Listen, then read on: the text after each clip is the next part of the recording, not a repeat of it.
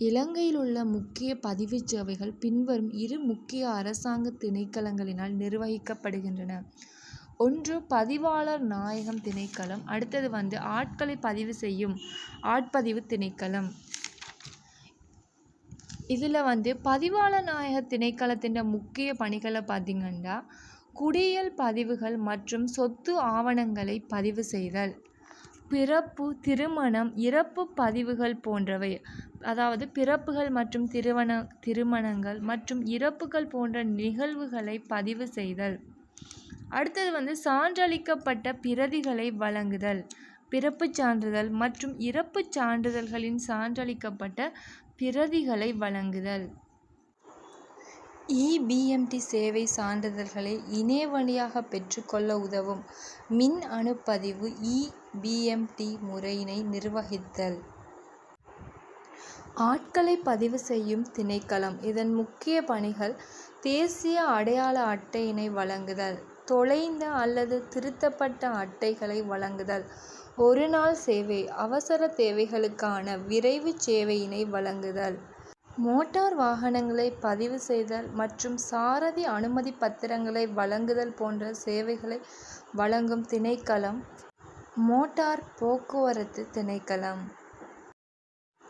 பதிவாளர் திணைக்களமானது காணி மற்றும் சிவில் பொறுப்புகளை பதிவு செய்வதற்காக முதலில் 1864ஆம் ஆண்டு ஸ்தாபிக்கப்பட்டது. 1867ஆம் ஆண்டில் பிறப்பு, விவாகம், இறப்பு என்பவற்றை பதிவு செய்தல். சிவில் பதிவு நடவடிக்கைகளை பிரதேச செயலக மட்டத்திற்கு பன்முகப்படுத்தப்பட்டன. அதற்கு அமைவாக 332 பிரதேசங்களிலும் மாவட்ட பதிவாளர் பிரிவானது இயங்குகின்றது. மாவட்ட அடிப்படையில் காணி பதிவு நடவடிக்கைகள் இடம்பெறுகின்றன. இச்செயற்பாட்டிற்காக நாட்டில் 51 காணி பதிவு அலுவலகங்கள் ஸ்தாபிக்கப்பட்டுள்ளன. பதிவாளர் நாயகத்தின் திணைக்களம் தேசிய மற்றும் உள்நாட்டு அலுவலர்கள் இராஜாங்க அமைச்சின் கீழ் இயங்குகிறது. பதிவாளர் சேவை பல அரசாங்க செயல்பாடுகளை குறிக்கின்றது.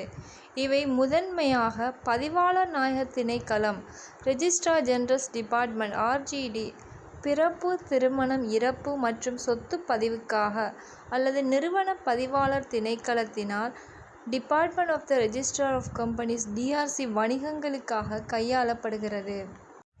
நிறுவன பதிவாளர் திணைக்களமானது பின்வருவனவற்றிற்கு பொறுப்பாகும்.